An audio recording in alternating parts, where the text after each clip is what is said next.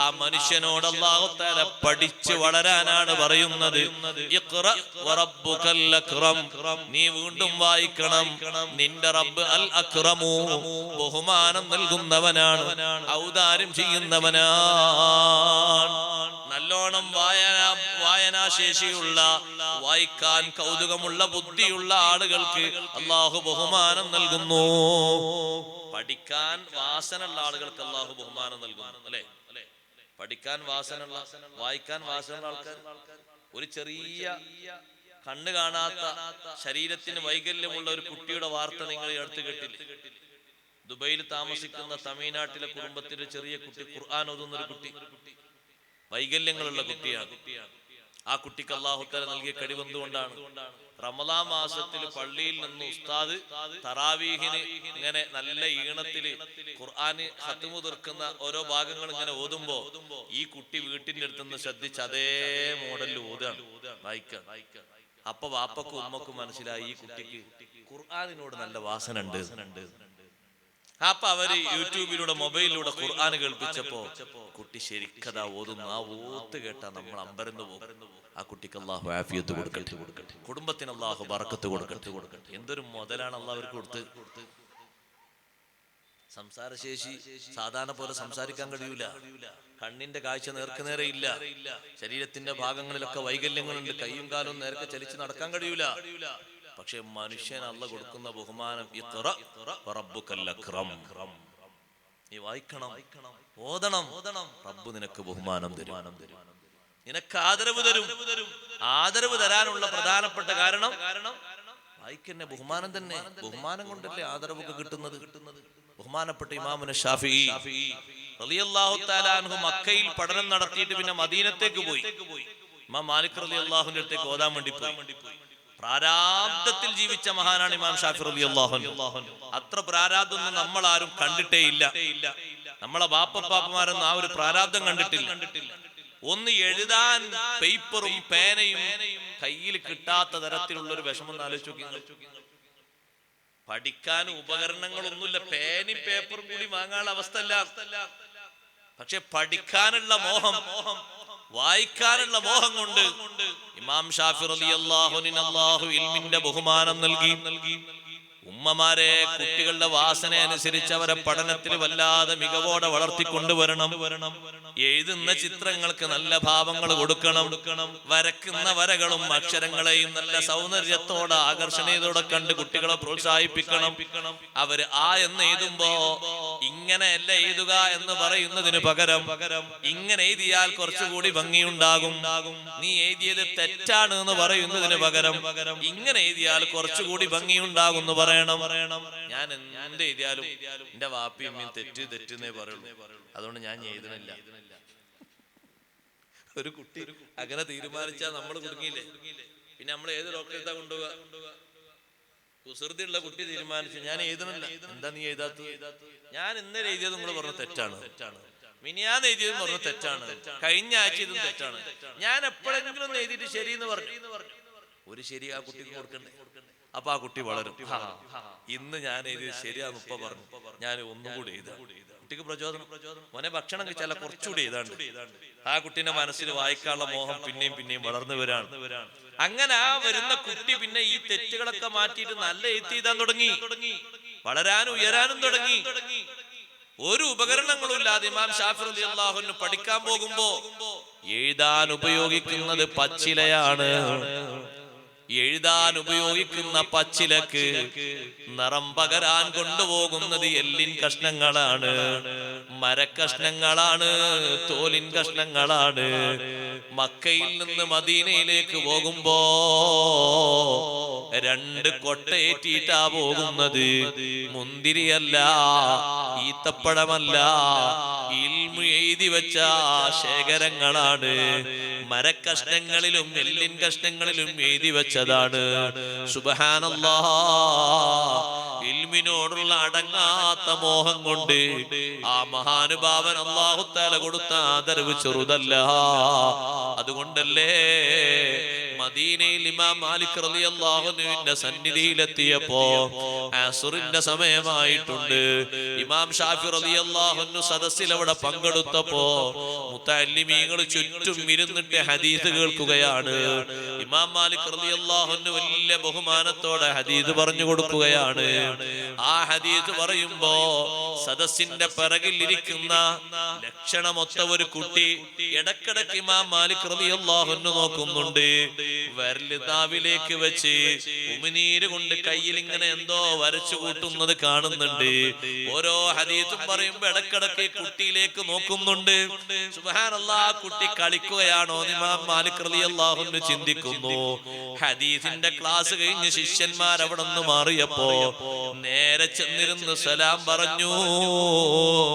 സലാം മടക്കിയപ്പോ ഇമാം മാലിക് റളിയല്ലാഹു അൻഹു ചോദിക്കുന്നു ഷാഫി ഇമാം തങ്ങളോട്, അമക്കിയുൻ അന്താ, മക്കയിൽ താമസിച്ചു വരുന്ന ആളാണോ?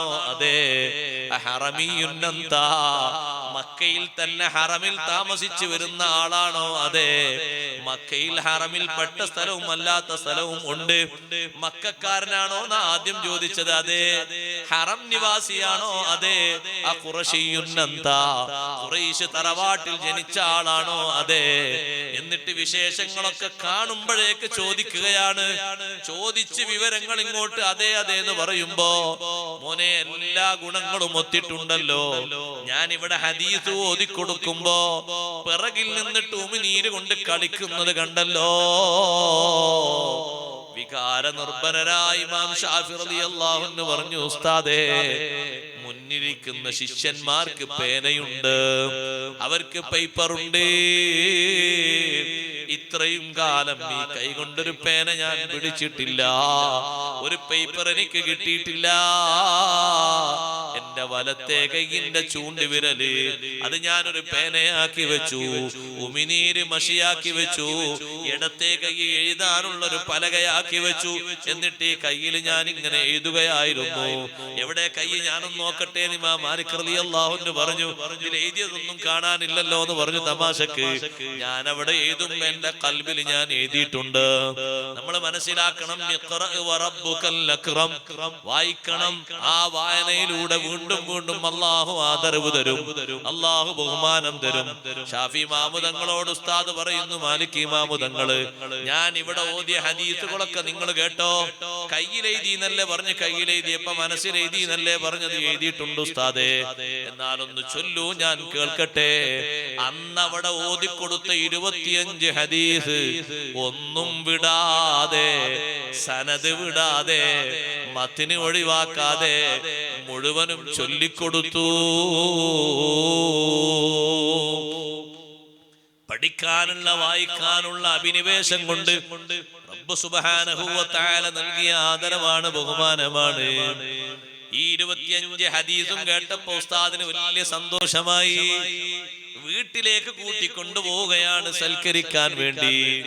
ചോദിക്കുന്നു, മോനെ എന്തെല്ലാം പഠിച്ചിട്ടുണ്ട് കുട്ടി? ഖുർആന് മുഴുവനും ഹിഫ്ളാക്കിയിട്ടുണ്ട്. പിന്നെയോ മുവത്ത എന്ന് പറയുന്ന ഹദീസിന്റെ ഒരു കിതാബ് മനപ്പാഠമാക്കിയിട്ടുണ്ട്. കിതാബ് മോന്റെ കയ്യിലുണ്ടോ? ഇല്ല. ഞാനൊരു സ്ഥലത്ത് ലൈബ്രറിയിൽ മുവത്ത എന്ന കിതാബിന്റെ പകർത്തി എഴുതിയ കോപ്പി ഞാൻ കണ്ടപ്പോൾ അവിടുന്ന് എടുത്ത് ഞാൻ അങ്ങ് വായിച്ചു. വായിക്കാനുള്ള എന്റെ മോഹം വർദ്ധിച്ചപ്പോ മുഴുവനും ഞാൻ അങ്ങ് കാണാതെ പഠിച്ചു.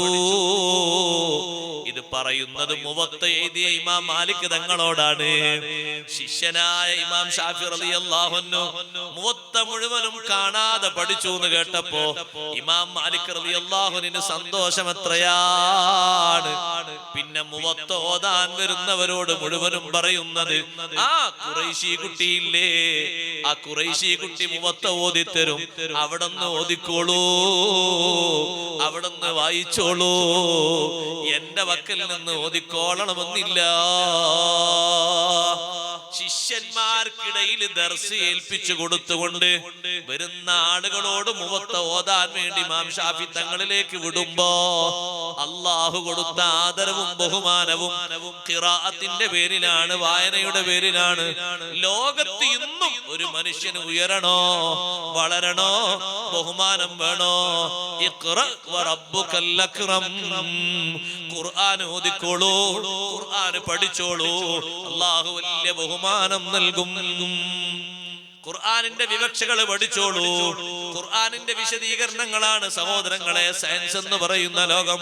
ഖുർആനിന്റെ വിശദീകരണങ്ങളാണ്, ഖുർആനിന്റെ വിവക്ഷകളാണ് ബാക്കി എല്ലാ ഇൽമുകളും. ലോകത്ത് പഠിക്കുന്ന എല്ലാ തരം ഇൽമുകളും ഖുർആനിന്റെ വിശദീകരണങ്ങളാണ്. അള്ളാഹു ഖുർആനിലൂടെ പഠിപ്പിച്ച എന്തെല്ലാം വിഷയങ്ങളുണ്ട്. ജോലി അള്ളാഹു തആല ഖുർആനിലൂടെ പഠിപ്പിച്ചു, അല്ലേ? ദാവൂദ് നബി അലൈഹിസ്സലാമിന്റെ ജോലി, സുലൈമാൻ നബി അലൈഹിസ്സലാമിന്റെ ജിന്നുകളുടെ ജോലി, അതൊക്കെ ഇപ്പൊ തൊഴിലായിട്ട് എടുക്കുന്ന ആൾക്കാർ തൊഴിലായിട്ട് എടുക്കുന്നത്. ദാവൂദ് നബി അലൈഹിസ്സലാമിന്റെ ജോലി എന്തായിരുന്നു? നല്ല 1 നമ്പർ ആശാരിപ്പണിയായിരുന്നു ദാവൂദ് നബി അലൈഹിസ്സലാം. അല്ലാഹു തആല ഖുർആനിൽ പറഞ്ഞു, ആ ദാവൂദ് നബി അലൈഹിസ്സലാമിന് പണിക്ക് അല്ലാഹു എളുപ്പം കൊടുത്തതുപോലെ നല്ല വിദ്യ നിങ്ങൾ പഠിക്കണം. വഅലന്നാ ലഹുൽ ഹദീദ്, ഇരുമ്പിനെ നമ്മൾ മഹാനവറുകൾക്ക് മയപ്പെടുത്തി കൊടുത്തു. ദാവൂദ് നബി അലൈഹി സ്വലാം ഇരുമ്പ് ഇങ്ങനെ പിടിച്ചിട്ട് ഇങ്ങനെ പൊട്ടിക്കുമ്പോൾ പൊട്ടുക. നമ്മൾ ഇങ്ങനെ പിടിച്ച് പൊട്ടിച്ചാൽ നമ്മളെ കൈ പൊട്ടിപ്പോവും. നമുക്ക് ഉപകരണം വേണം. അപ്പൊ ആ ഉപകരണം ഉണ്ടാക്കാനുള്ള ബുദ്ധി വേണം. അല്ലാഹു തആല ഓർമ്മപ്പെടുത്താണ്, ഈ പണികളൊക്കെ അല്ലേ എടുക്കുന്നത്. സുലൈമാൻ നബി അലൈഹി സ്വലാമിന്റെ ജിന്നുകളെ ഉപയോഗിച്ചിട്ട് എന്തെല്ലാം പണിയെടുത്തത്? യഅമലൂന ലഹു മാ യശാഉ മിൻ മഹാരീബ വ തമാതീല വ ജിഫാനിൻ കൽ ജവാബി വ ഖുദൂരിർ റാസിയാത്ത്. ആ ജിന്നുകൾ സുലൈമാൻ നബി അലൈഹി സ്വലാമിന് നിർമ്മിച്ചു കൊടുക്കുന്നു. തമാസീല, കാണാൻ പറ്റുന്ന നല്ല ചുറുക്കുള്ള ചൊങ്കുള്ള രൂപങ്ങള്, മരത്തിന്റെ നല്ല നിർമ്മാണ രൂപങ്ങൾ, വീടുകളുടെ നല്ല രൂപങ്ങൾ. അതല്ലേ എഞ്ചിനീയറിംഗ് അല്ലേ? പിന്നെന്താ എഞ്ചിനീയറിംഗ്? ഈ രൂപങ്ങൾ വരച്ച് കൃത്യാക്കാന്നല്ലേ? ഇത്ര പാസേജ്, ഇത്ര 10:10, ഇത്ര 12:10 തമാസീലുണ്ടില്ലേ? ഈ രൂപങ്ങൾ ഇങ്ങനെ ഉണ്ടാക്കി ജിന്നുകൾ കൊണ്ടുപോയി സുലൈമാൻ നബി അലൈഹി സ്വലാം അങ്ങനെ കൗതുകത്തോട് നോക്കി. എന്തൊരു ചൊറുക്ക്! വീടുകളുടെ രൂപകൽപ്പന, കെട്ടിടങ്ങളുടെ രൂപകൽപ്പനകൾ, അതുപോലെ തന്നെ ആ കെട്ടികൾക്ക് മുമ്പുള്ള പൂന്തോട്ടങ്ങൾ, മുറ്റങ്ങൾ, അതിലേക്കുള്ള വഴികൾ ഒക്കെ അവർ നിർമ്മിച്ചുകൊണ്ടേ കൊടുക്കാണ്. നല്ല കാണാൻ നല്ല ചൊങ്കു ചോർക്കുള്ള രൂപങ്ങൾ. ഒരു കുട്ടി, ആ കുട്ടി കരകൗശല വിദ്യ പഠിച്ചു ഉയർന്നാൽ ആ കുട്ടി മാർക്ക് നേടൂലേ? പഠിക്കണം, എഴുത്ത് പഠിക്കണം. ആ എഴുത്ത് തന്നെ വിവിധ രൂപത്തിൽ എഴുതാൻ പറ്റും. അറബിക്ക് ഒരു ഖത്ത് മാത്രമാണോ? അല്ല, ഒരു ശൈലി മാത്രമാണോ അറബിക്കുള്ളത്? അല്ല, വ്യത്യസ്ത ശൈലികളിൽ എഴുതാം. ഉയർന്ന ശൈലിയിൽ എഴുതി കാലിഗ്രാഫ് നേടുന്ന കുട്ടി ഉയർന്ന സ്റ്റാൻഡിങ്ങിലെത്തും. വലിയ വലിയ മിഹ്റാബുകൾ. സുലൈമാൻ നബി അലൈഹി സ്വലാമിന് വരുമ്പോ ഇരിക്കാനും ജനങ്ങൾക്ക് വിധി പറയാനും പറ്റുന്ന വിശാലമായ സൗകര്യമുള്ള സ്ഥലങ്ങൾ.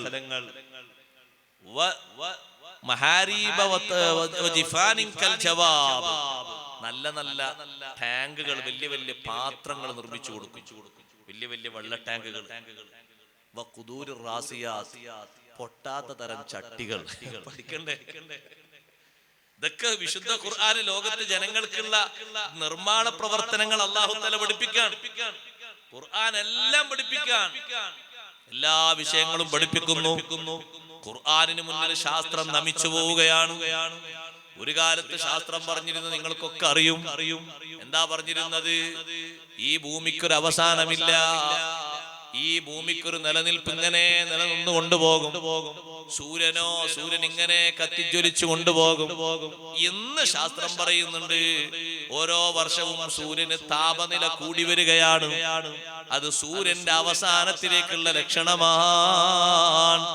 നമ്മൾ ഇവിടെ ഓതുന്നുണ്ട്, മറക്കരുത്. ഇദ ശംസു കുവ്വിറത് വഇദൻ നുജൂമു കദറത് വഇദൽ ജിബാലു സുയ്യിറത് വഇദൽ ഇശാറു ഉഖ്തിലത് വഇദൽ ലുഹൂഷു ഹുശിറത് വഇദൽ ബിഹാറു സുജ്ജിറത് വഇദൻ നുഫൂസു സുവ്വിജത്. നമ്മൾ വിശുദ്ധ ഖുർആനിൽ നിന്ന് ഓതുകയാണ്. ഇദ ശംസു കുവ്വിറത്, സൂര്യഗോളം ചുരുട്ടപ്പെട്ട സന്ദർഭം വന്നാൽ ഒന്നാമത്തെ ഊത്തിന് മുമ്പ് ഇസ്രാഫീൽ അലൈഹിസ്സലാത്തു വസ്സലാം ലോകാവസാനത്തിന്റെ ഭാഗമായി ഒരു ഊത്തോതും. ആദ്യത്തെ ഊത്ത് വല്ലാത്തൊരു പ്രകമ്പനം ലോകത്ത് കൊള്ളുന്ന രൂപമാണത്. ഇന്ന സൽസലത്തസ്സാഅത്തി ശൈഉൻ അദീം. ഖിയാമത്ത് നാളിനോടനുബന്ധിച്ച് ലോകത്ത് നടക്കുന്ന ഒരു മഹാഭൂചലനമുണ്ട്. അതിപ്പോൾ നമ്മൾ സമീപത്ത് തുർക്കിയിലും മറ്റും കേട്ടതുപോലെയല്ല, അതിഭീകരമാണ്.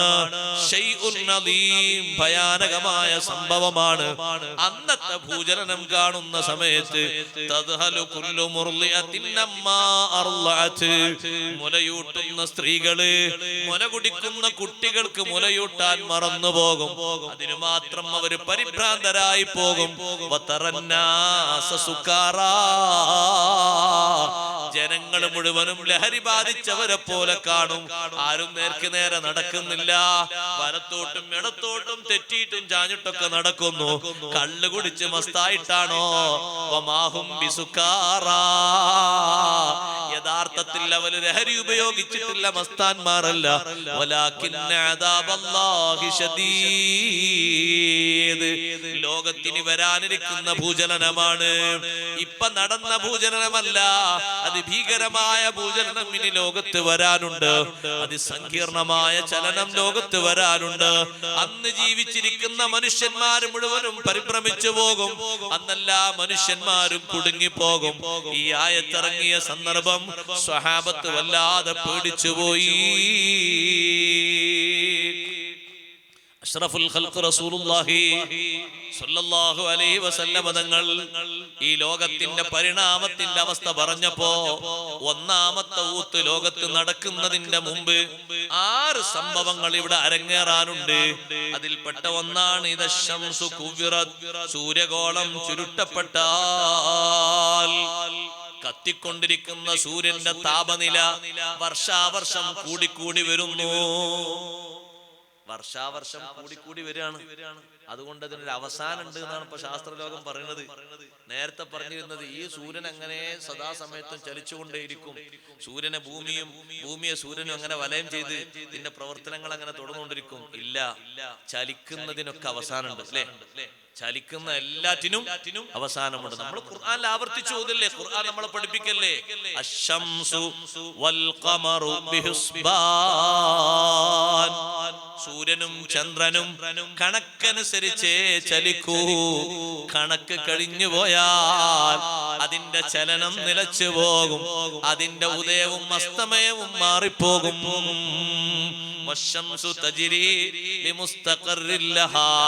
സൂര്യൻ സഞ്ചരിക്കുന്നു, ചലിക്കുന്നു. സൂര്യൻ ചലിക്കുന്നില്ല എന്നൊരു കാലത്ത് പറഞ്ഞിരുന്നു. ഭൂമി മാത്രമാണ് വലയം വെക്കുന്നത്. സൂര്യൻ അതിനനുസരിച്ച് നിന്നു കൊടുക്കുകയാണ്. മാറ്റി പറഞ്ഞു വശംസു തജ്രി ലിമുസ്തഖറിൻ ലഹാ. സൂര്യൻ അതിന്റെ അച്ചുതണ്ടിലൂടെ അതിന്റെ കേന്ദ്രീകൃത സ്ഥലത്തേക്ക് സഞ്ചരിച്ചു കൊണ്ടിരിക്കുന്നു. എവിടെയാണ് അതിന്റെ മുസ്തഖർ? അതിന്റെ കേന്ദ്രം എവിടെയാണ്? സയ്യിദുനാ റസൂലുള്ളാഹി സ്വല്ലല്ലാഹു അലൈഹി വസല്ലം പഠിപ്പിച്ചു, മുസ്തഖറുഹാ തഹ്തൽ അർശ്. അതിന്റെ കേന്ദ്രം അർശിന്റെ ചുവട്ടിലാണ്. ആ മുസ്തഖറിലേക്ക് സൂര്യൻ ഇങ്ങനെ ചലിച്ചു കൊണ്ടിരിക്കുകയാണ്. അതിന്റെ വർഷത്തിൽ സൂര്യന് 2 രൂപത്തിലുള്ള ചലനമുണ്ട്. ഒരേ രൂപത്തിലുള്ള ചലനമല്ല. എന്നും കറങ്ങുന്ന റൂട്ട് ഒരേ റൂട്ടാണോ? അല്ല. അല്ലാഹു തആല വ്യത്യസ്ത റൂട്ടുകൾ വെച്ചിട്ടുണ്ട്. അത് നമുക്ക് ബോധ്യപ്പെടുന്നില്ലേ? നിങ്ങളെ വീട്ടിൽ പോയി നോക്കൂ. 6 മാസക്കാലം ഒരു ജനവാദിന്റെ ഭാഗത്തിലൂടെ വെയിലങ്ങനെ അല്ലെ? അടുത്ത 6 മാസം വെയിൽ അങ്ങോട്ട് വരുന്നില്ല. എന്താ വരാത്ത? അവിടെ മരം കുഴിച്ചിട്ടാ? അല്ല. എന്തോ പന്തല് കെട്ടിട്ടാ? അല്ല. ഇതിന്റെ റൂട്ട് മാറിയിട്ടുണ്ട്. റൂട്ട് മാറിയിട്ടുണ്ട്. ഇത് ചലിച്ചുകൊണ്ടിരിക്കാം. ഈ ചലിക്കുന്നതിന് അവസാനമുണ്ട്. ഇപ്പൊ പറയുന്നു അവസാനമുണ്ട്. വിശുദ്ധ ഖുർആൻ ലോകത്തോട് വിളിച്ചുണർത്തുന്നു. ഇദ ശംസു കുവ്വിറത്. ഇബ്നു കസീർ പറയുന്നുണ്ട് ആയത്തുകൾ വിശദീകരിച്ചിട്ട്, സൂറത്തു തക്വീറിന്റെ ആ ചിത്രം ഇങ്ങനെ പഠിക്കുമ്പോ ശരിക്കും ഖിയാമത്ത് നാൾ ഒരാൾക്ക് മനസ്സിലാക്കണമെങ്കിൽ സൂറത്തു തക്വീർ ഓതി പഠിക്കണമെന്ന് സയ്യിദുനാ റസൂലുള്ളാഹി സ്വല്ലല്ലാഹു അലൈഹി വസല്ലം നമ്മളെ പഠിപ്പിച്ചു. ഞാനത് വിശദമായി വിശദീകരിക്കുന്നില്ല, നല്ലോണം പഠിക്കേണ്ട ഒരു വിഷയമാണത്. ഇദ ശംസു കുവ്വിറത്. എങ്ങനെയാണ് സൂര്യഗോളം ചുരുട്ടപ്പെടുക? ഈ കാണുന്ന സൂര്യഗോളം എങ്ങനെ ചുരുട്ടപ്പെടും? ഹാഫിദ് ഇബ്നു കസീർ പറയുന്നു, ആളുകൾ അങ്ങാടിയിൽ രാവിലെ കടകളൊക്കെ തുറന്ന് വീടുകളൊക്കെ സജീവമായി കടകളിൽ നിന്ന് വസ്തുക്കൾ വാങ്ങാൻ വേണ്ടി ആളുകളൊക്കെ വന്ന് സജീവമായി നിൽക്കുന്ന സമയം പെട്ടെന്ന് സൂര്യകോളം അങ്ങോട്ട് കെട്ടുപോയി. ലോകത്തെ അവസ്ഥ എന്തായിരിക്കും? പരിഭ്രമിക്കൂലേ? പേടിക്കൂലേ? അങ്ങനെ പേടിച്ച് വിഷമിച്ചുകൊണ്ട് എല്ലാവരും വീട്ടിലേക്ക് ഓടുകയാണ്. കാരണം വീടാണല്ലോ ഒരു അഭയകേന്ദ്രം. വീട്ടിലേക്ക് ഓടുന്ന ഉറപ്പല്ലേ? വീട്ടിലേക്ക് അങ്ങനെ ഓടിപ്പോകുന്ന സമയത്ത് ഓടുന്ന ആളുകൾ പേടിച്ച് വീണ്ടും അങ്ങാടിയിലേക്ക് തന്നെ വരുന്നു. ആളെ കാണാതെ പിന്നെയും വീട്ടിലേക്ക് ഓടുന്നു. കാരണം നക്ഷത്രങ്ങൾ അതും സഞ്ചാരമുള്ളതാണ്, അതിനും അവസാനമുണ്ട്.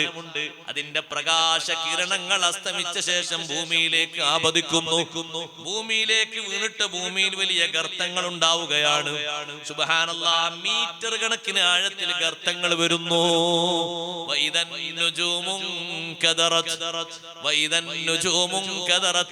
നക്ഷത്രങ്ങൾ താഴോട്ട് വീണുപോയാൽ എത്ര നക്ഷത്രത്തിന്റെ വലുപ്പം?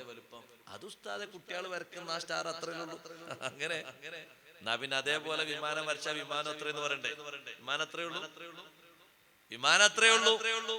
നമ്മളെ നഗ്നനേത്രങ്ങളെ കൊണ്ട് കാണാവുന്ന കിലോമീറ്റർ കുറച്ച് അപ്പുറത്തേക്ക് ഉയർന്നപ്പോഴേക്ക് വിമാനം ചെറുതായി അല്ലേ? നമ്മളെ നഗ്നനേത്രങ്ങളെ കൊണ്ട് എത്രയോ കോടികൾ കിലോമീറ്റർ അപ്പുറത്തേക്ക് വരക്കണം നക്ഷത്രങ്ങൾ ഉദിക്കുന്ന കേന്ദ്രത്തിലേക്ക്.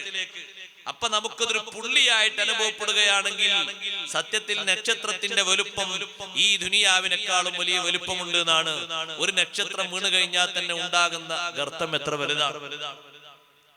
അത് ഇന്ത്യ അണുബോംബ് പൊക്രാനിൽ പൊട്ടിച്ച പോലെ ആവൂലത്. അതിലപ്പുറം ഗർത്തങ്ങൾ ഉണ്ടാകും. പ്രകാശകിരണങ്ങളൊക്കെ അസ്തമിച്ചിട്ടാണ് താഴോട്ട് വീഴുന്നത്. അപ്പൊ അങ്ങാടി വിട്ട് പുറേ പോകുന്ന ആള് അയാളെ മുന്നിൽ നക്ഷത്രം വീണാൽ അയാളൊക്കെ അങ്ങോട്ട് പോകുമോ? തിരിച്ചയാൾ അങ്ങാടിയിലേക്ക് വരികയാണ്, ആരും കാണുന്നില്ല. പിന്നെയും വീട്ടിലേക്ക് പോവുകയാണ്. വൈദൽ ജിബാലു സുയിറത്, പർവ്വതങ്ങൾ മുഴുവനും സഞ്ചരിക്കപ്പെട്ടാൽ പർവ്വതങ്ങൾ പല ഭാഗത്തും ഇങ്ങനെ അങ്ങോട്ടും ഇങ്ങോട്ടും കുലുങ്ങാണ്. ഇയാൾ പോകുമ്പോ അയാൾക്ക് തന്നെ തോന്നുകയാണ്, ഞാൻ കുലുങ്ങാണോ പർവ്വതം കുലുങ്ങാണോ? മലകൾ ഇങ്ങനെ കുലുങ്ങുന്നു. കുന്നുകളൊക്കെ കുന്നുകൾ കുലുങ്ങിയിട്ട് താഴോട്ട് വീഴുന്നു. താഴ്ഭാഗങ്ങൾ മുകൾ ഭാഗങ്ങൾ വീണിട്ട് താഴ്ഭാഗങ്ങൾ നിരപ്പാകുന്നു. ഓരോ ഭാഗത്തും അതാ ഒരേ രൂപത്തിൽ ഒരേ ആകൃതിയിലുള്ള ഭൂമി വന്നു വരുന്നു. ഉയർന്ന സ്ഥലങ്ങളൊന്നും കാണുന്നില്ല, താഴോട്ട് വീണിട്ടുണ്ട്. നിരപ്പായിട്ട് മാത്രമാണ് കാണുന്നത്. ഒരു ഭാഗത്ത് അങ്ങ് നോക്കിയാൽ സ്ട്രൈറ്റ് ആയ സ്ഥലം കാണുന്നു. ഇവിടെ നിന്ന് നോക്കിയാൽ പലതും നമുക്ക് കാണുന്നില്ല, പർവ്വതങ്ങളുടെ മറവാണ്. അന്ന് നോക്കുന്ന സമയത്ത് പർവ്വതങ്ങളുടെ തടസ്സങ്ങളില്ലാതെ വളരെ ദൂര ദിക്കിലേക്ക് നോക്കുകയാണ്. പത്തും തികഞ്ഞു നിൽക്കുന്ന ഒട്ടകത്തെ പരിപാലിക്കാൻ ആളില്ലാതെ വന്നാൽ, പത്തും തികഞ്ഞു നിൽക്കുന്ന ഒട്ടകത്തിനെ പത്തും തികഞ്ഞാ നോക്കാൻ ആളുണ്ടാകും. കാരണം കുട്ടികളെ ലഭിക്കും, പാല് ലഭിക്കും. ഒട്ടകത്തിന്റെ പാലും ഒട്ടകത്തിന്റെ കുട്ടിക്കും നല്ല വില കൊടുത്ത് പിന്നെയും വിൽക്കാൻ പറ്റുമല്ലോ. പക്ഷേ പത്തും തികഞ്ഞു നിൽക്കുന്ന ഒട്ടകമാണ് ആർക്കും വേണ്ട. എല്ലാവരും ഭയചകിതരാണ്. കാട്ടിലെ ജീവികൾ നാട്ടിലേക്ക് ഒരുമിച്ച് കൂട്ടപ്പെട്ടാൽ, കാട്ടില് നക്ഷത്രങ്ങൾ വീണപ്പോ കാട്ടിലെ ആനയും പന്നിയും സിംഹവും ഒക്കെ, ഇബ്നു കസീർ പറയുന്നുണ്ട് തഫ്സീറിൽ, ഒരാൾ കടയിൽ നിന്ന് പുറേ പോയി നോക്കുമ്പോ പുറന്റെ ഒരു ഭാഗത്ത് സിംഹം, മറ്റൊരു ഭാഗത്ത് ആന, വേറെ ഭാഗത്ത് നരി, മറ്റേ ഭാഗത്ത് കുറുനരി. സത്യത്തിൽ പോയി നോക്കുമ്പോ ഏതെങ്കിലും ഒരു പ്രദർശനത്തിന് വെച്ച സ്ഥലങ്ങളില്ലേ, അവിടെ മൃഗശാല പോലെ എല്ലാം ഓരോ ഭാഗത്ത്. പക്ഷെ ഒന്നിനും ആക്രമിക്കാനുള്ള വാസനയില്ല. പിടിച്ചു ഒന്നും ചെയ്യുന്നില്ല. ആന അതിന്റെ തുമ്പി കൊണ്ട് പിടിക്കേ, വേറെന്തെങ്കിലും കടിക്കേ, പറിച്ചു കയറി ഒന്നും ചെയ്യുന്നില്ല.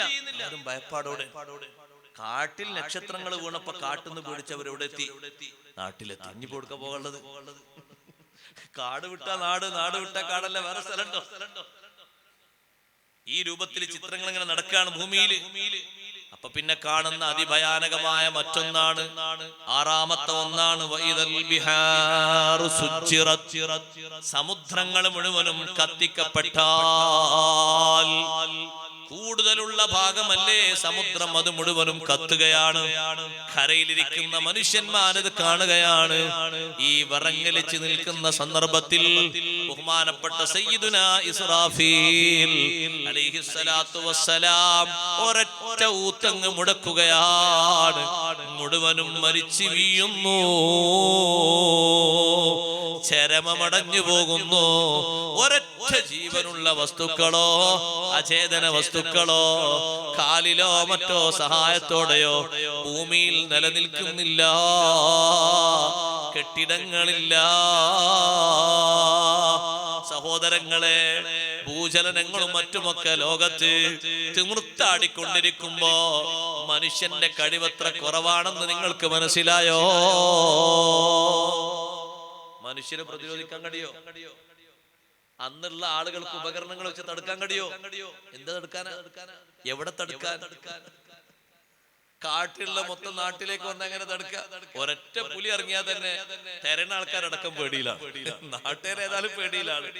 തെരയാൻ ഏൽപ്പിക്കപ്പെട്ട കുറച്ച് മലക്കുകൾ ഉണ്ടല്ലോ നാട്ടിൽ, അവരടക്കം പേടിയിലാണ്. അവരും മനുഷ്യരാണ്, ഇവര് പേടിയിലാക്കോ?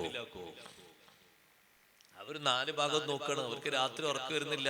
കാവൽക്കാരായതുകൊണ്ട് ഉറക്കം വരാതൊക്കെ അല്ല, പേടിച്ചിട്ട് ഉറക്കം വരാതൊക്കെ. കാരണം ഈ പുലിനെ നോക്കാൻ അവരല്ലേ ഏൽപ്പിച്ചത്. ഒരു നാട്ടിലൊരു പുലി ഇറങ്ങിയെന്ന് കേട്ടാൽ തന്നെ എത്ര പേടിക്കും. അന്നത്തെ പുലിയും അന്നത്തെ സിംഹവും ഒക്കെ എത്രത്തോളം പേടിച്ച് അതിന്റെ അക്രമ വാസനകളൊക്കെ അവസാനിച്ചു പോകുന്ന രൂപത്തിലുള്ള ഒരു പേടിയെ പറ്റി ചിന്തിച്ചു നോക്കൂ. എത്രമാത്രം ഭയാനകമാണ്. വിശുദ്ധ ഖുർആൻ ലോകത്തിന് മുന്നിൽ വെക്കുന്ന, ശാസ്ത്ര ലോകത്തിന്റെ മുന്നിൽ വെക്കുന്ന വിജ്ഞാന ശാഖകളിൽ ഇനിയും ഒരുപാട് പഠിക്കാനും എണ്ണാനുമുണ്ട്. വിശുദ്ധ ഖുർആനിന്റെ വിസ്മയങ്ങൾ എണ്ണിത്തീർക്കാൻ ആർക്കും കഴിയില്ല. ഖുർആൻ മുന്നോട്ട് വെക്കുന്ന അത്ഭുതങ്ങൾ എണ്ണിത്തിട്ടപ്പെടുത്താനോ കണക്കാക്കാനോ ലോകത്താർക്കും കഴിയില്ല.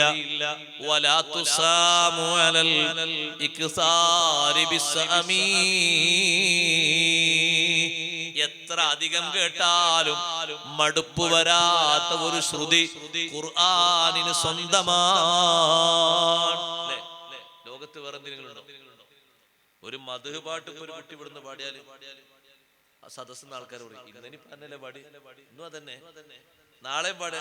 ആ കുട്ടി എന്നും ഒരു പാട്ട് തന്നെ പഠിച്ചിട്ടുണ്ട്. ഖുർആൻ ഇന്നലെ ഓതി അതേ കാരി ഈണത്തിൽ ഖുർആൻ ഓതി എങ്ങനെ പറയും? ആൾക്കാരെന്ത് പറയും? നല്ല രസമുണ്ട് കേൾക്കാൻ, നല്ല ഹരമുണ്ട്, നല്ല ഭംഗിയുണ്ട്. എത്ര വർഷമായ ഹറമിലെ ഇമാമിങ്ങൾ ഓത്ത് കേൾക്കും. മടുക്കുണ്ടോ? കേട്ടിട്ട് സഹോദരങ്ങളെ വീണ്ടും വീണ്ടും കേൾക്കാനല്ലേ തോന്നുന്നത്. കൂടുതൽ കേൾക്കാൻ അള്ളാഹു ഭാഗ്യം തരട്ടെ. ആ ഇമാമിങ്ങൾക്കൊക്കെ അള്ളാഹു നല്ല ആഫിയത്ത് കൊടുക്കട്ടെ. എന്തൊരു സൗന്ദര്യമാണ് ആ ഓത്തിന്. എത്ര കേട്ടാലും മടുപ്പ് വരാത്ത ഒരു സംഗതി, ഒരു ഭംഗി ഖുർആന് സ്വന്തമാണ്. വേറൊന്നിനുമില്ല. എത്ര അധികം കേട്ടാലും മടുപ്പ് വരൂല. കഴിഞ്ഞ വർഷം, മുമ്പത്തെ വർഷമൊക്കെ ഓരോ വർഷവും ഹറമിൽ മാത്രം റമളാനിലെത്തുന്ന കുറെ അതിഥികളുണ്ട്. രാജ്യത്തിന്റെ വിവിധ ഭാഗത്തു നിന്ന് ലീവ് എടുത്ത് കുടുംബസമേത ഹറമിൽ വരും. എന്തിന്? 30 ജുസും ഖുർആൻ ഇമാമിൽ നിന്ന് കേട്ട് നിസ്കാരത്തിൽ പൂർത്തിയാക്കാൻ അല്ലാഹു നമുക്കും തൗഫീഖ് തരട്ടെ. വല്ലാത്തൊരു സന്ദർഭമാണ്. അവിടെ ഇങ്ങനെ നിസ്കരിക്കുമ്പോ തൊട്ടടുത്ത് നിൽക്കുന്ന ഒരു അറബി 90 വയസ്സായി. ഞാൻ വിചാരിച്ച അറബി വർക്കത്തിനുണ്ടൊക്കെ നിസ്കരിച്ചു പോകും.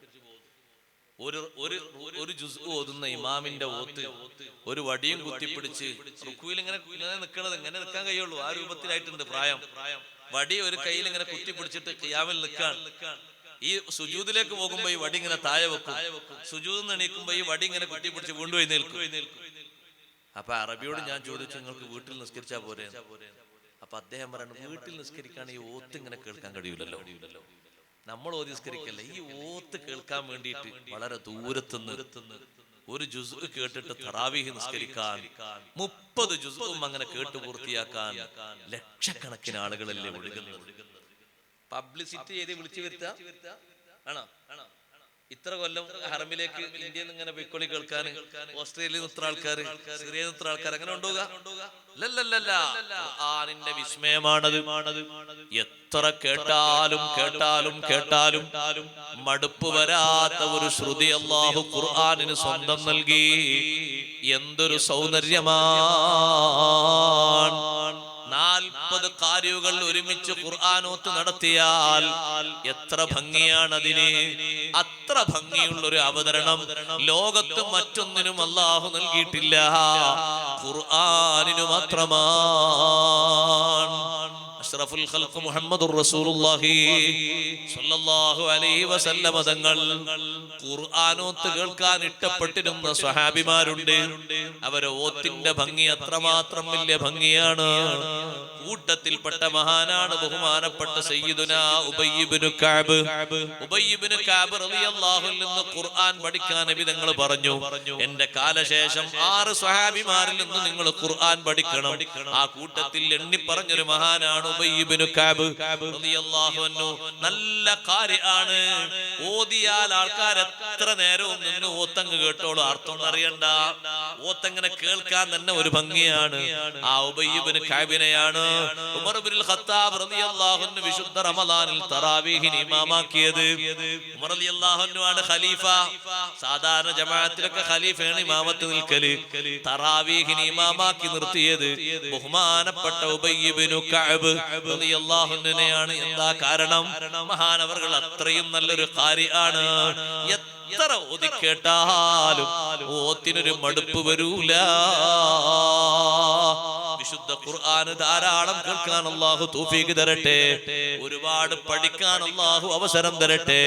ശാസ്ത്ര ലോകത്തോട് ഖുർആൻ ശബ്ദിക്കുന്ന ഒരുപാട് ശബ്ദങ്ങളുണ്ട്. കണ്ടെത്താൻ കഴിയുമോ സഹോദരങ്ങളെ? ഖുർആൻ പറയുന്നുണ്ട്, ശാസ്ത്രലോകം കണ്ടെത്തട്ടെ, എവിടെയാണെന്ന് എണ്ണി പഠിപ്പിച്ചു പറഞ്ഞു തരട്ടെ. അവസാന നാളെടുക്കുന്ന സമയത്ത് അതാ ദാബത്തുൽ അർള് എന്ന വിസ്മയം സൃഷ്ടിക്കുന്ന ഒരു ജീവി അല്ലാഹുവിന്റെ ദൃഷ്ടാന്തങ്ങളിൽപ്പെട്ട ഒരു ദൃഷ്ടാന്തമാണ്. 10 അടയാളങ്ങളിൽപ്പെട്ട ഒരു അടയാളമാണ്. ഭൂമിയിലേക്ക് വരാനുണ്ട്, ജനങ്ങളോട് സംവദിക്കുന്ന ഒരു ജീവിയാണ്. ജനങ്ങളോട് സംസാരിക്കുന്ന ഒരു ദാബത്തുൽ അർള് വരാനുണ്ട്. ഒന്ന് അന്വേഷിച്ച് പറയുമോ എവിടെയാണ്? കൃത്യമായിട്ട് എന്നാ വരിക എന്ന് പറയാൻ പറ്റുമോ? അന്നന്നാസ കാനൂ ബിആയാതിനാ ലാ യുഖിനൂൻ. ജനങ്ങളെ നമ്മുടെ ദൃഷ്ടാന്തങ്ങളെ കൊണ്ട് വിശ്വസിച്ചില്ല, മനുഷ്യര് ഉറച്ച് വിശ്വസിച്ചില്ല. മുഅ്മിനെയും മുഅ്മിനല്ലാത്തവരെയും വേർതിരിക്കുന്ന ഒരു ജീവിയാണ് ദാബത്തുൽ അർള്. ഒരു നാട്ടിലെത്തിയാൽ അതിന്റെ കൈകൊണ്ട് മുഅ്മിനായ മനുഷ്യന്റെ നെറ്റിയുടെ ഭാഗത്ത് മൂക്കിന്റെ ഭാഗത്തൊന്ന് വരച്ചാൽ അവന്റെ മുഖത്തൊരു പ്രത്യേക പ്രഭ രൂപപ്പെട്ടു വരും. ഇന്നലെ വരെ മുഅ്മിനിന്റെ റോളിൽ കഴിഞ്ഞവർ ഒരുപക്ഷേ അന്ന് കാഫിറായി വിധി എഴുതപ്പെടും. അന്ന് വരെ പലരും തെറ്റിദ്ധരിച്ച് നിൽക്കുന്ന ആളുകൾ മുഅ്മിനായിട്ട് രൂപപ്പെട്ടു വരും. ശരിക്കും അടയാളം പറ്റുന്ന, അറിയാൻ പറ്റുന്ന അടയാളം ദാബത്തുൽ അർള് നൽകുന്നു. ജനങ്ങളെല്ലാവരും പേടിക്കുന്ന, ഒരൊറ്റ ഉപകരണത്തിനും വഴങ്ങിക്കൊടുക്കാൻ കഴിയാത്ത മഹാശക്തികളായ യജൂജ് മഅജൂജ് ലോകത്ത് വരാനുണ്ടെന്ന് ഖുർആൻ പറയുന്നു. അവര് ലോകത്ത് പുറപ്പെടുമ്പോ അന്ന് ലോകത്ത് നിയന്ത്രിക്കുന്ന മുഅ്മിനീങ്ങൾക്ക് നേതൃത്വം നൽകുന്ന മസീഹ് ഈസാ അലൈഹിസ്സലാം ഈ യജൂജ് മഅജൂജിനെ പറ്റി അല്ലാഹുവിനോട് പരാതി പറയുമ്പോ റബ്ബ് തആല പറയുന്നത്, ഈസാ നബിയേ, നിങ്ങളെ കൊണ്ട് അവരെ തകർക്കാൻ കഴിയൂല, ജനങ്ങളെ കൊണ്ട് തകർക്കാൻ കഴിയൂല, ഒരൊറ്റ ഉപകരണം കൊണ്ടും നശിപ്പിക്കാൻ കഴിയൂല. ഒരു പീരങ്കിക്ക് അവര് വഴങ്ങൂല, ഒരു ബോംബ് അവരെ പൊട്ടിക്കാൻ കഴിയൂല. ബോംബ് അവരെ കാണുമ്പോഴേക്ക് ബോംബുള്ള ആളൊക്കെ ഉള്ളിലേക്ക് ഒളിഞ്ഞു പോകും. അത്രമാത്രം ആജാനുബാഹുക്കളായ ഒരു വലിയ സമൂഹം ലോകത്ത് പുറപ്പെടാനുണ്ട്. നിങ്ങളും വിശ്വാസികളും ഹറമിൽ കൂടിക്കോളൂ, അഭയം പ്രാപിച്ചോളൂ. നിങ്ങളെ കൊണ്ടൊന്നും ചെയ്യാൻ കഴിയൂല. അല്ലാഹു തആല തന്നെ നേരിട്ട് അവരെ നശിപ്പിക്കാന്നല്ലാതെ ലോകത്തൊരു ഉപകരണത്തിനും അവരെ തടുക്കാൻ കഴിയില്ല. മനുഷ്യന്റെ കഴിവിന് പരിമിതിയില്ലേ? എത്ര ഉപകരണങ്ങളും എത്ര യന്ത്രങ്ങളും പുതുതായി ഇങ്ങനെ യന്ത്രവൽകൃത ലോകത്ത് ഇങ്ങനെ വന്നുകൊണ്ടിരിക്കുന്നു, അനുദിനം വർദ്ധിച്ചുകൊണ്ടിരിക്കുന്നു. ഇതൊക്കെ കഴിവ് കുറവാ. ഈ ഭീമാകാരന്മാരായ മനുഷ്യന്മാർ ലോകത്തേക്ക് പൊട്ടിപ്പുറപ്പെട്ടു കഴിഞ്ഞാൽ അവരെ തടുത്തു നിർത്താൻ കഴിയൂല, അവരൊന്നും ചെയ്യാൻ കഴിയൂല. അവർ പ്രവേശിക്കാത്ത ഭാഗത്തേക്ക് മുഅ്മിനീങ്ങൾ പോയി കൂടുക എന്നല്ലാതെ വേറെ മാർഗമൊന്നുമില്ല. മക്കത്തെ ഹറമിലേക്ക് പ്രവേശിക്കൂല, മദീനത്തെ ഹറമിലേക്ക് പ്രവേശിക്കൂല, ബൈത്തുൽ മഖ്ദിസിലേക്ക് പ്രവേശിക്കൂല, തൂര് സീനാ പർവ്വതത്തിലേക്ക് പ്രവേശിക്കൂല. ബാക്കി ഭൂമിയിൽ എല്ലാ ഭാഗത്തും ഒരൊറ്റ കായികനികൾ ഉണ്ടാകൂല. കാണുന്നിടത്തൊരു മനുഷ്യന്മാരുണ്ടാവില്ല. ഒരു മനുഷ്യനെങ്ങനെ കണ്ടു കഴിഞ്ഞാൽ അങ്ങനെ പൊട്ടിച്ചിട്ട് 2-3 ആൾക്കാർ പീസാക്കി കഴിക്കും. അവർക്ക് ഭക്ഷണം തികയാതിരിക്കുമ്പോ ഓരോ വർഷവും കടലിൽ നിന്ന് വലിയ വലിയ തിമിംഗലങ്ങൾ അല്ലാഹു തആല കരക്ക് അടുപ്പിച്ചു കൊടുക്കുക എന്നാണ് ചരിത്രത്തിലുള്ളത്. അത് കഴിച്ചിട്ടാണ് അവർക്ക് വിശപ്പൊക്കെ അകറ്റുന്നത്. ഇനി അഥവാ അത് കിട്ടാൻ നേരം വൈകിയാല് അവരെ കൂട്ടത്തിൽ ഒരാൾക്ക് അല്ലാഹു തആല ആയുസ് കൊടുത്തിരിക്കുന്നത് 1000 കൊല്ലമാണ്. 1000 കൊല്ലം. അപ്പൊ ഏകദേശം 1 കൊല്ലം 2 കൊല്ലൊക്കെ കണക്കാക്കി നിൽക്കുന്ന ആളുണ്ടാവുമല്ലോ. 999 കണക്കിലൊക്കെ നിൽക്കുന്ന ആൾക്കാരുണ്ടാവും. 999 ആയ ആളെ നിനക്കേതായാലും 1 കൊല്ലേ ഉള്ളൂ, ഞങ്ങൾക്കാണെങ്കിൽ വിശന്നിട്ടും വയ്യാന്ന് പറഞ്ഞാൽ അയാളെ പീസാക്കിയിട്ട് ബാക്കിയുള്ളവരൊക്കെ കഴിക്കും. ഇത്തരത്തിൽ നരഭോജികളായ ഒരു വിഭാഗം ലോകത്ത് താമസിക്കുന്നുണ്ട്. അവർ ലോകത്ത് വരാനുണ്ട് എന്ന് വിശുദ്ധ ഖുർആൻ ഇന്ന് നമ്മൾ ഓതിയില്ലേ, സൂറത്തുൽ കഹ്ഫിൽ ഓതിയില്ലേ, ആ വിഷയങ്ങളൊക്കെ വെച്ച് ഓതിയില്ലേ. ഇന്ന യഅജൂജ വമഅജൂജ മുഫ്സിദൂന ഫിൽ അർദ്, ഭൂമിയിൽ നാശം വിതക്കുന്ന 2 ടീം, യഅജൂജ് മഅജൂജ്. സയ്യിദുനാ നൂഹ് അലൈഹിസ്സലാം, നൂഹ് അലൈഹിസ്സലാമിന്റെ 3 മക്കളിൽ യാഫിസ് എന്ന മക്കളുടെ മകന്റെ സന്താന പരമ്പരയിൽ വന്ന വിഭാഗമാണ് ഇവർ. അവർ ലോകത്തിന്റെ തഴച്ചു വളർന്നുകൊണ്ടിരിക്കുന്നത്.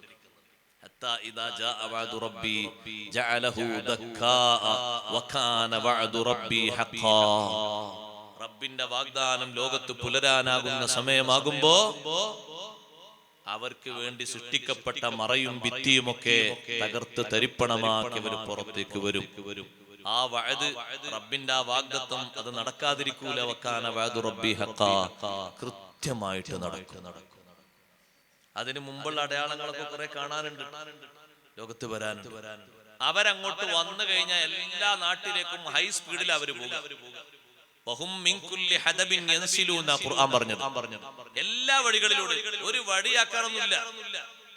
ഒരു വഴിയിലൂടെ അവരങ്ങ് നടക്കാൻ തീരുമാനിച്ചിട്ടെങ്കിൽ തടയാനൊന്നും പറ്റൂല.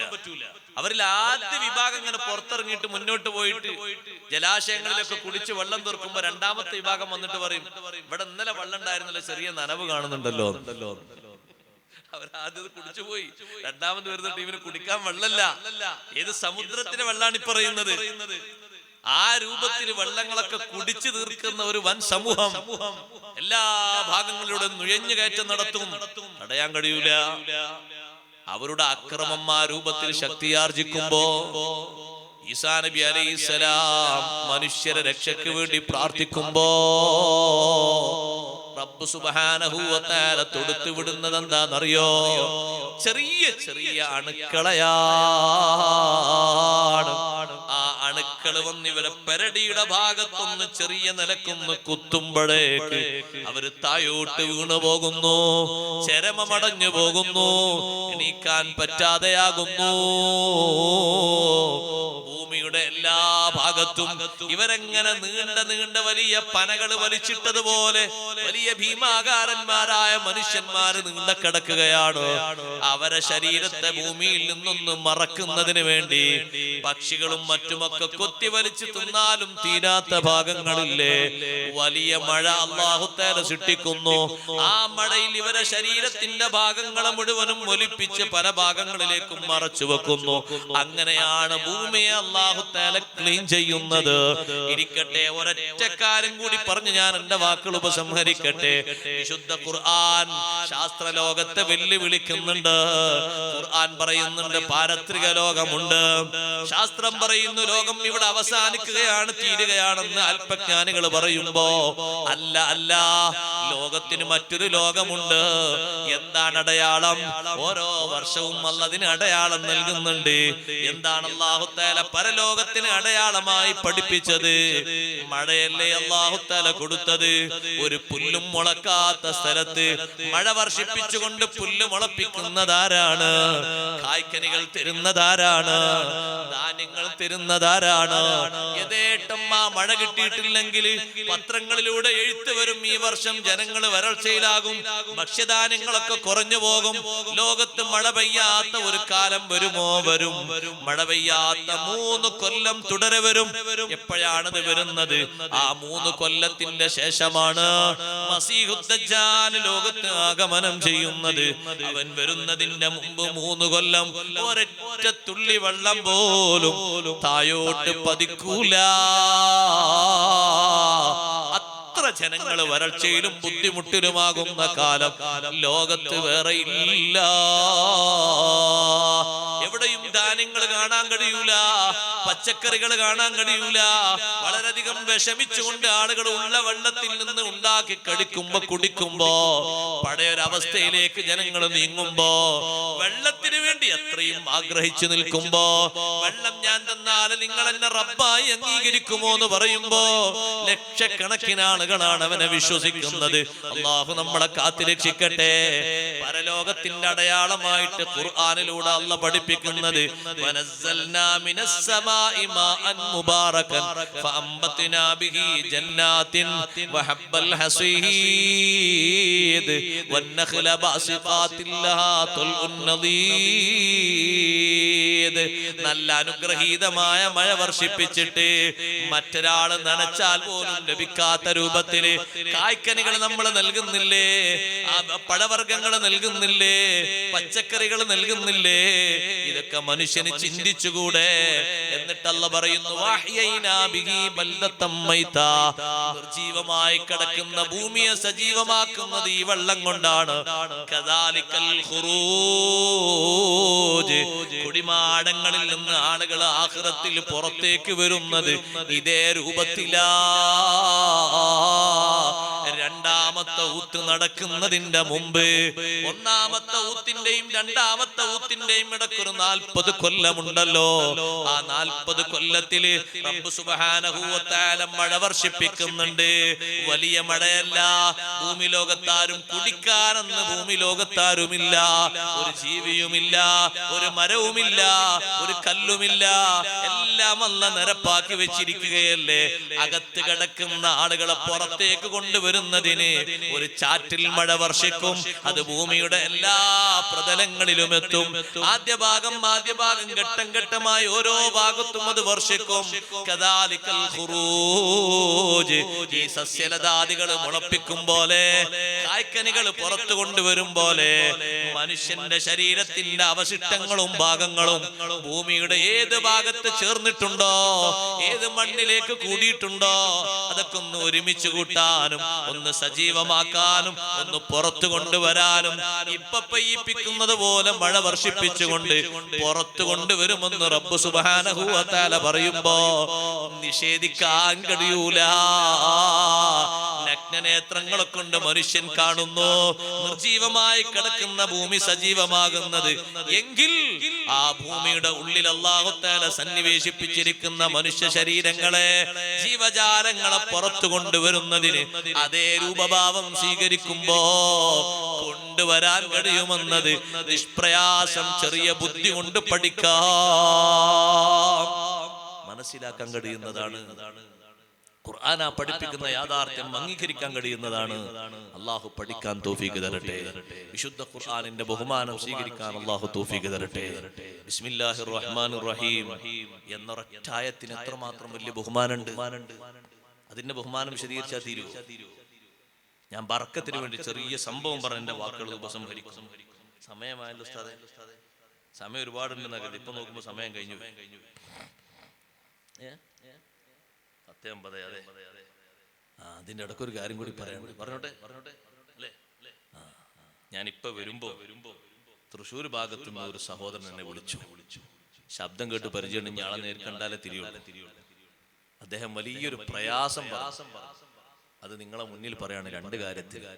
ഒന്ന് ആ പ്രയാസം പരിഹരിക്കാനുള്ള നല്ല സഹായം തരണം.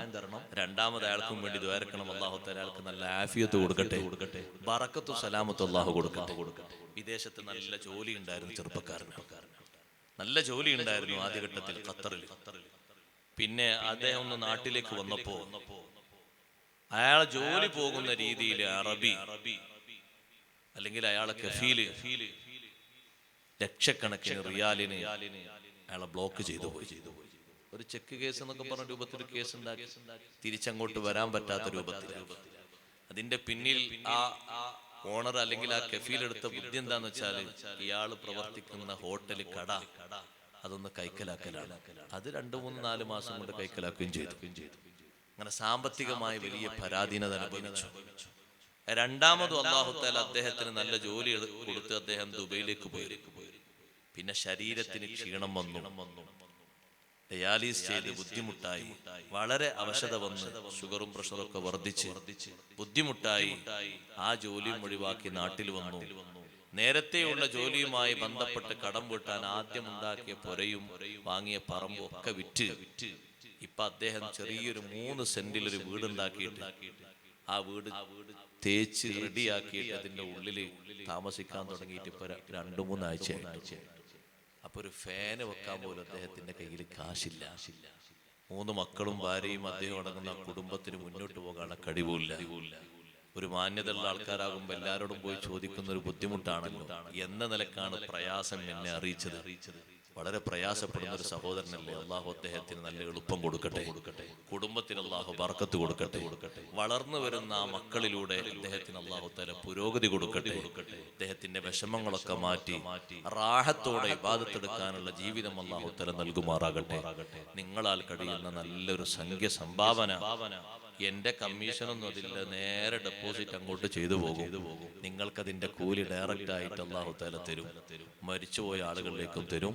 നിങ്ങളെ കൊണ്ട് കഴിയുന്ന നല്ല ഒരു സംഭാവന എല്ലാവരും തരണം. അല്ലാഹു തആല തൗഫീഖ് നൽകുമാറാകട്ടെ. പരിപാടിക്ക് വേണ്ടിയുള്ള സഹായങ്ങളും സഹകരണങ്ങളും ഒക്കെ ചെയ്യണം. അതൊന്നും മറക്കുന്നില്ല. അല്ലാഹു തആല നമ്മുടെ മജ്‌ലിസ് സ്വീകരിക്കുമാറാകട്ടെ. ബിസ്മില്ലാഹിർ റഹ്മാനിർ റഹീം എന്നത് വലിയ മഹത്വമുള്ള ആയത്താണ്. ഭക്ഷണം കഴിക്കുമ്പോൾ ചൊല്ലാൻ മറക്കാതെ സൂക്ഷിക്കണം. വെള്ളം കുടിക്കുമ്പോഴും ചൊല്ലാൻ മറക്കാതെ സൂക്ഷിക്കണം. എന്നാൽ ഒരു ഇടങ്ങേറും ഒരു വിഷാംശവും ശരീരത്തിലേക്ക് ഏൽക്കൂല. വലിയ കാവല. വർഷങ്ങളോളം അബൂ മുസ്ലിമുൽ ഖൗലാനി റളിയല്ലാഹു അൻഹുവിന് ഖിദ്മത്ത് എടുത്തിരുന്ന ഒരു അടിമ പെണ്ണ്.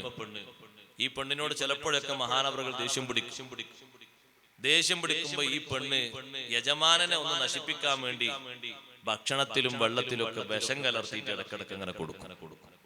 പക്ഷെ എത്ര കൊടുത്താലും ഒന്നും ഏശാതെ അബൂ മുസ്ലിമുൽ ഖൗലാനി തങ്ങൾ അങ്ങനെ എണീറ്റ് നടക്കും. അപ്പൊ ഈ പെണ്ണ് ചിന്തിച്ചു, ഞാൻ ഈ കലർത്തുന്നത് നല്ല A ക്ലാസ് വിഷാണല്ലോ, അത് കലർത്തി കൊടുത്ത വെള്ളം തന്നെയാണല്ലോ മൂപ്പര് കുടിച്ചത്, അത് കലർത്തി കൊടുത്ത ഭക്ഷണം തന്നെയാണല്ലോ കഴിച്ചത്, പക്ഷെ ഒരു മാറ്റമില്ലല്ലോ. ഒരിക്കൽ ചോദിച്ചു, ഇന്നീ സഖൈതുക സുമ്മ സമാനൻ ത്വീലൻ, നീണ്ടകാലം നിങ്ങൾക്ക് ഞാൻ വിഷം കലക്കി തന്നു, പക്ഷേ വഹുവ ലാ യുഅസ്സിറു ഫീക്, വിഷാംശം നിങ്ങളിൽ ഫലിക്കുന്നില്ലല്ലോ. എന്താണ് കാരണം എന്ന് ചോദിച്ചപ്പോ അബൂ മുസ്ലിമുൽ ഖൗലാനി തങ്ങൾ പറയുന്നു, പെണ്ണേ, എനിക്ക് പ്രായം കൂടുതലായത് കൊണ്ട് പെട്ടെന്ന് എന്നെ അങ്ങ് തീർക്കാമെന്ന് നീ വിചാരിച്ചോ? നടക്കൂല. എന്ത് ഭക്ഷണം കഴിക്കുമ്പോഴും കുടിക്കുമ്പോഴും എന്റെ ജീവിതത്തിൽ വിടാതെ ഞാൻ ചൊല്ലുന്ന പതിവുണ്ട്, ബിസ്മില്ലാഹിർ റഹ്മാനിർ റഹീം. നീ കലക്കി തന്ന വിഷവും ഞാൻ കുടിച്ചപ്പോ ചൊല്ലിയത് അതേ വചനമാണ്. അത്ര വലിയ ബറക്കത്തുള്ള ഒരു വചനം വേറെ ഇല്ലല്ലോ. ഖുർആനിൽ ആവർത്തിച്ച് വന്നത് ബിസ്മിയല്ലേ. എത്രമാത്രം വലിയ ബഹുമാനം അതിനുണ്ട്. നീ എത്ര വിഷാംശങ്ങൾ കലക്കി തന്നാലും, അത് ഇനിയും ഒരുപാട് വർഷങ്ങൾ തന്നാലും ഒരിക്കലും എന്നെ തളർത്താൻ നിനക്ക് കഴിയൂല. നിനക്കെന്റെ പക്കൽ നിന്ന് പോയി കിട്ടണം, അതല്ലേ വേണ്ടത്. നിന്നെ ഞാൻ മോചിപ്പിച്ചു, നിനക്ക് നിന്റെ വീട്ടിലേക്ക് പോകാം. വിഷം തന്നിട്ട് എന്നെ തോൽപ്പിക്കാൻ പറ്റൂല. കാരണം കാരണം ബിസ്മില്ലാഹിർ റഹ്മാനിർ റഹീം എന്നത് വലിയൊരു കാവലാണ്. അള്ളാഹുവിന്റെ അസ്മാ ചൊല്ലിയിട്ടല്ലേ ഒരു മനുഷ്യൻ തുടങ്ങുന്നത്. അത്ര വലിയ കാവലുള്ള ദിക്റില്ലല്ലോ. പക്ഷേ മറക്കാതെ സൂക്ഷിക്കാനാണ് കഴിവ് വേണ്ടത്. മറക്കാതെ ചൊല്ലാൻ അള്ളാഹു തൗഫീഖ് തരട്ടെ. അത് വലിയ ബറക്കത്തുള്ളൊരു വചനമാണ്. ആ നിലക്ക് റബ്ബ് സുബ്ഹാനഹു വ തആല നമ്മെ സ്വീകരിക്കുമാറാകട്ടെ. നമ്മളെ മജ്‌ലിസ് അല്ലാഹു ഖബൂലാക്കി തരട്ടെ.